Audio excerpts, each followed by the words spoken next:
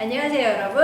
송파 십장생 TV에 오신 여러분들 환영합니다. 오늘도 송파 십장생 TV에서 재미있고 쉬운 의학 정보를 알려드리기 위해서 저희가 만났는데요. 오늘은 게스트 선생님을 한 분 모셨어요. 저희 의사회 정책이사이신 잠실 골드맨 비뇨기과의 이종우 원장님이십니다. 안녕하십니까. 십장생의 첫 번째 게스트로 오셨어요. 예. 잘 적응을 하시면 저희 이제 십장생 중에 하나로 또 등록을 하려고 하는데 그 중에 혹시 탐나시는 거 뭐 있으세요? 딱히 십상적으로 원치 않았는데 제가 그래도 비뇨기과니까 그래도 그나마 성병과 관련된 거기 때문에 이제 물을 좀 선택해가지고 나 하도록 하겠습니다. 콸콸콸. 예. 어떻게 보면 약간 오해할 수도 있는데 오해하지 마세요. 네, 산 장생님, 손보성 원장님, 그리고 태 장생님, 이혜진 원장님 모셨습니다. 그리고 저는 성림내과 사슴을 맡고 있는 임현선입니다. 오늘 토픽은 어떻게 보면 재미있고 어떻게 보면 민망하고 다른 사람한테 얘기하기 좀 그렇고 한 성매개성 질환, 통칭 성병에 관한 얘기를 한번 해보려고 합니다. 그래서 오늘은 이제 전문가이신 비뇨기과 선생님을 이제 모셔서 같이 얘기를 나눠보려고 합니다. 일단은 좀 부끄럽고 네. 얘기하기가 좀 민망한 질병이에요, 그죠? 그렇죠. 아무래도 비뇨기과의 성병 때문에 오시는 분들도 고민하다 오신다는 분들도 꽤 있고, 물론 뭐 요즘은 조금 예전보다는 좀 젊으신 분들은 좀 미리 검진하러 오신 분들도 꽤 생기긴 했는데 아무래도 조금 민망하고 이런 게 있어가지고 뭐 병원 내원하기 어려워하시는 분들도 꽤 있는 것 같습니다. 비뇨기과는 좀 이렇게 당당하게 방문 열고 들어가기 좀 그렇잖아요. 그럼 뒷문이 있나요? 방문 열고 들어오시는 분들이 대부분이 한데 그래도 뭐 발기부전 이런 환자들도 고민하다가 겨우 왔어야 하는 분들도 꽤 많습니다. 예. 자각 증상이 별로 없죠. 그렇죠. 네. 성병도 이제 사실 자각 증상이 없는 경우도 상당히 많고요. 아니면 파트너가 성병 걸렸다 해가지고 내원하시는 분들도 꽤 많이 있습니다. 근데 그 성병이요, 코로나가 끝나고 난 이후하고 발병률에 뭐 차이가 좀 있습니까? 코로나 시절에 확실히 성병이 좀 줄었던 것 같아요. 이제 경각심이 심해지고 이제 아무래도 거리 두기도 심하고, 근데 사실 그때는 뭐 환자 자체가 전반적으로 줄었기 때문에 그런데 더 줄었던 게 성병인 것 같긴 합니다. 근데 이제 그때 비아그라는 오히려 많이 나갔다는 말도 있어요. 왜냐면 또 밖에서 할 일이 없기 때문에 집에서 써먹기 위해서 발기부전제 나가는 그 총량은 뭐 줄지 않았다고 합니다. 보통은 대부분 사람이 누구한테도 얘기하지 못하고 좀 끙끙 앓다가 검색을 해본다든지 또는 유튜브 같은 것도 보면은 제가 오늘 이거 준비하려고 좀 검색해 보니까 몰래 찾아보셨는지 많이들 찾아보셨더라고요. 제대로 알고 오신 분들도 많이 있지만 조금 오해한다거나 잘못 이해하고 오시는 경우가 상당히 많은데, 성병은 약간 좀 검색하다 보면은 뭔가 딱 꽂히는 게 있어요. 이 병이 내 병 같은데 갑자기 감기 기운이 있어. 그러면은 에이즈 증상이다. 이러면은 에이즈에 대한 공포심이 생기는 거예요, 사람들이. 그런 분들이 꽤 있어요. 그래서 막 의학 용어로는 STD 포비아, 성병 포비아 이렇게 성병 공포증이라고 하는데, 뭐 그런 분들한테는 제가 주로 제일 많이 말씀드리는 게 인터넷 검색을 하지 마라. 뭐 이렇게 말씀드립니다. 요즘 잠 못 자고 매일 밤마다 검색만 해요. 막 이런 분들 꽤 많거든요. 근데 검색하다 보면 더 불안만 커지고 올바른 내용도 꽤 많지만 약간 잘못된 모르는 사람이 뭐 써놓은 글이라든지 이런 걸 보고 와서 공포심만 더 늘어나는 분들이 많기 때문에 뭐 그런 분들한테는 약간 안심시켜드리는, 물론 성병이 뭐 주의해야 되고 조심해야 되는 병이긴 하지만 그렇다고 너무 걱정할 병들은 아니거든요. 대부분 치료를 가능하고 관리가 가능한 병들이기 때문에. 그래서 오늘 뭐 성병에 대해서 제가 나름 성병 전문가거든요. 제가 성병 환자들 많이 경험이 많아가지고요. 많은 내용들을 좀 알려드리고 가겠습니다. 어떤 증세가 있으면은 검사를 해봐야겠다 이렇게 생각을 해야 될까요? 성병 검사는 꽤 이제 소변 검사랑 피 검사 그리고 피부 쪽을 하는 검사가 있습니다. 근데 증상이라고 하면은 이제 소변 검사는 이제 남자들은 요로 감염이 많습니다. 요도 쪽으로 타고 들어가는 쪽이 많아서 이제 소변 볼 때 좀 찌릿해요라든지 아니면 아파요, 소변이 좀 자주 보고 싶어요, 아니면은 보고 나서 시원하지 않은 느낌이 들어요. 좀 모르는 사람과 성관계를 했다거나 좀 그런 증상이 있을 때는 소변 검사를 오시는 게 좋고요. 피 검사는 사실 뭐 크게 증상이 없어도 약간 좀 모르는 사람과 성관계를 했다거나 하면은 검사를 해보는 게 좀 필요하죠. 그리고 성기 쪽은 뭐 딱 봤는데 이전에 보이지 않던 사막이라든지 뭐 물집 같은 게 생겼을 때 뭐 이렇게 약간 패인 게 있다거나 할 때도 검사를 해보시기 좋습니다. 그럼 그런 증상들은요, 성관계를 하고 난 다음에 얼마 정도 지나고 난 다음에 보통 생기나요? 사실 그게 딱 정해지진 않아요. 요로 감염이 되더라도 뭐 다음 날부터 증상이 생기는 분들도 있긴 하지만 1, 2주 있다 생기는 분들도 있고 굉장히 오랜 시간 잘 모르는 분들도 있어요. 예를 들면은 증상이 생겨서 왔는데 검사했는데 성관계로 균이 나온 거예요. 근데 자기는 1년 동안 성관계를 한 적이 없다 하는 분들도 의외로 성병균이 나오기도 하는 경우가 있기 때문에 성관계 후에 언제 증상이 나타난다 이렇게 볼 수는 없습니다. 그러면 잘못되면 난감하거나 애매한 경우도 있긴 하겠네요. 성병에 걸리면은 제일 중요하게 설명드리는 것이 파트너도 반드시 검사해야 된다 이렇게 얘기하면 또 이제 아무래도 그쵸, 이제 좀 난감하죠. 결혼하신 분들 실수로 뭐 다른 분들과 성관계를 하고 나서 오신 경우에는 이제 말 못하고 고민하고 이런 경우도 종종 보죠. 약간 매독의 경우들이 그런 경우가 좀 많은 것 같아요.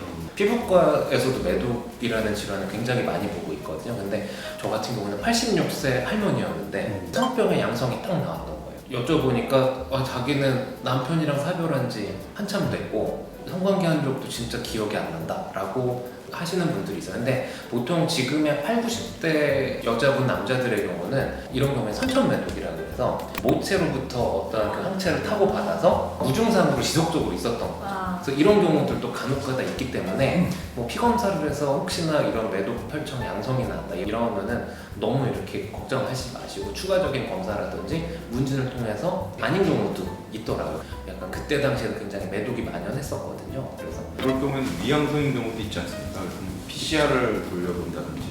이제 위양성 경우는 이제 뭐예요? VDRL이라는 검사가 있는데 그게 위양성이 종종 있거든요. 그럴 때는 정밀 검사를 하면은 위양성이 있는지 구분해 볼 수 있어서 간단한 검사로 시작하고 양성이 나오면 추가로 한 번 더 체크하는 이제 확진 검사가 또 추가로 있습니다. 자가 면역 질환 이런 것들이 있을 때는 이런 VDRL이라는 매독 검사의 위양성으로 나올 수가 있거든요. 그래서 그런 경우도 꼭 확인을 해봐야죠. 그러면 소변 검사를 하게 되면요, 원장님 어떤 병들이 검출이 되나요?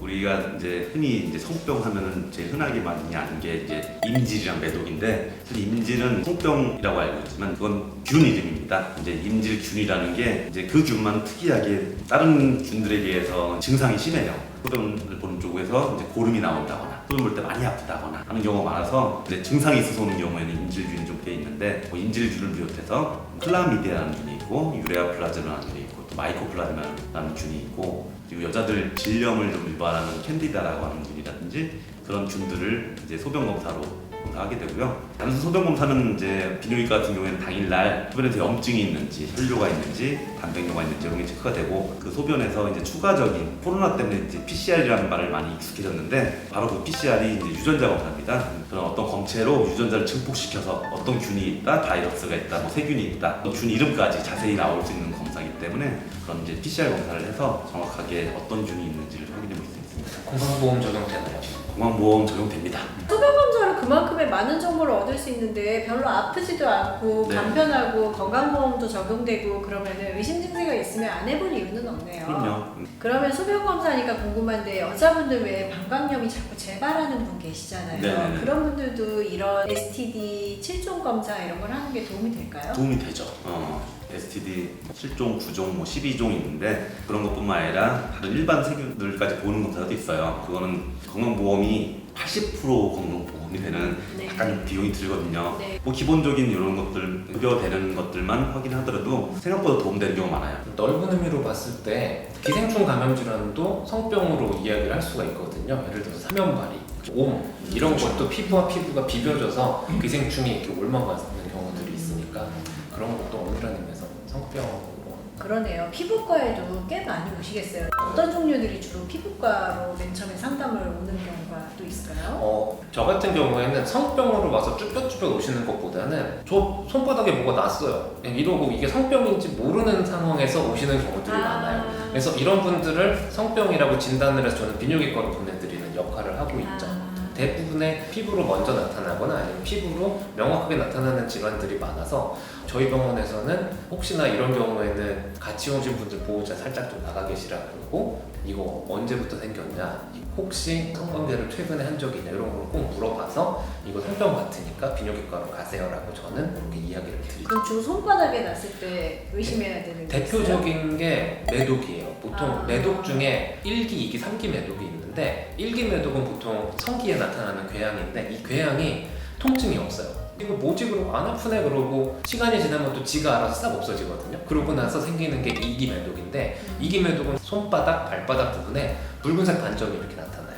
이거 안 아프긴 하는데 아픈 거 같기도 하고 병원이나 가봐요. 이거 뭐예요? 이렇게 하면은 매독 같은데 한번 비뇨기과 한번 가보세요.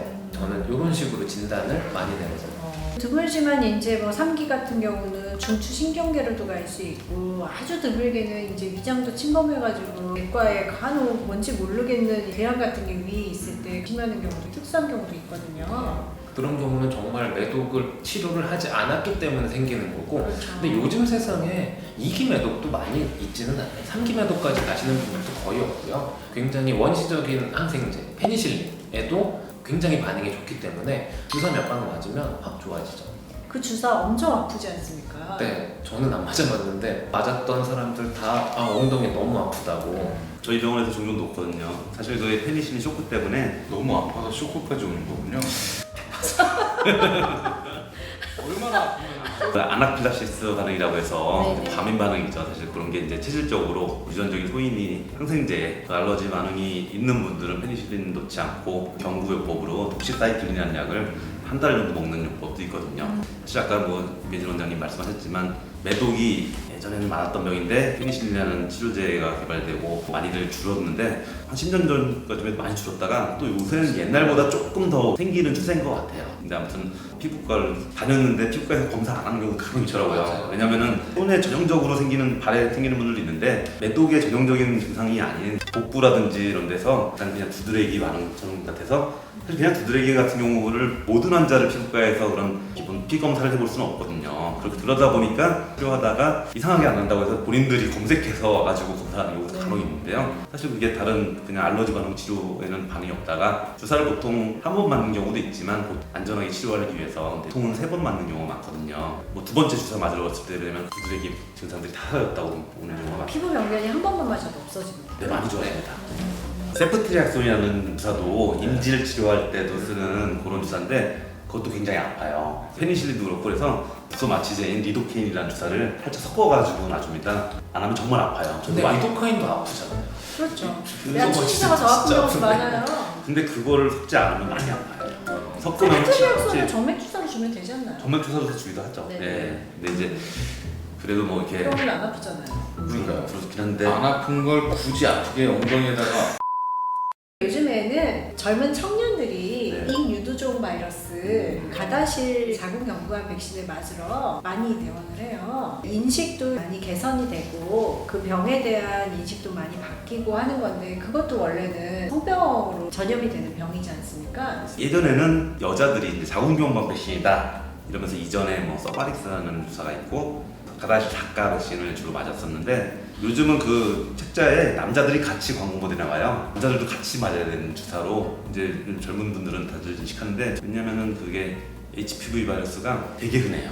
통계마다 다르긴 하지만 미국 통계에서는 뭐 50세 이전에 80%의 사람들이 한 번 이상 감염되는 바이러스다라고 하고 한국에서 통계에도 한 70% 정도의 사람들이 감염된다 그래요. 근데 감염이 돼도 고증상 환자가 굉장히 많습니다.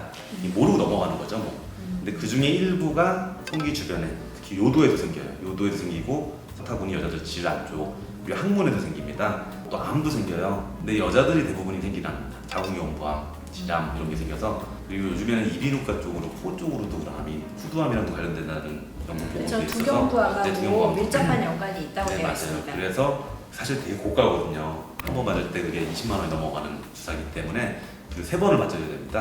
한 번 맞고 2달 뒤에 맞고 그리고 첫 번째 맞은 주사인 다음에 6개월 뒤에 맞는 주사인데 한 번만 맞고 안 맞을 거면 맞지 않아야 돼요.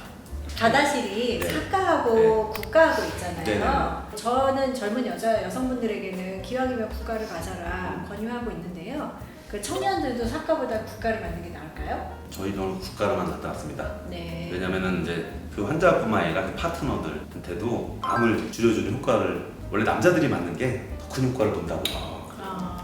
아무래도 바람 피는 게 남자들이 많았고 이제 국가 예방 그쵸. 접종에서 이제 초등학생 여자애들한테 작가 백신을 무료로 각과를 맞고 나중에 국가를 또 맞아도 되는 건가요? 네, 또 맞아도 됩니다. 백신이 사실 뭐 한 번을 맞았을 때 100% 효과를 보는 건 아니거든요. 그렇기 때문에 뭐 성병 때문에 불안해하시는 분들도 한 번 더 맞는 경우도 있기도 하고요.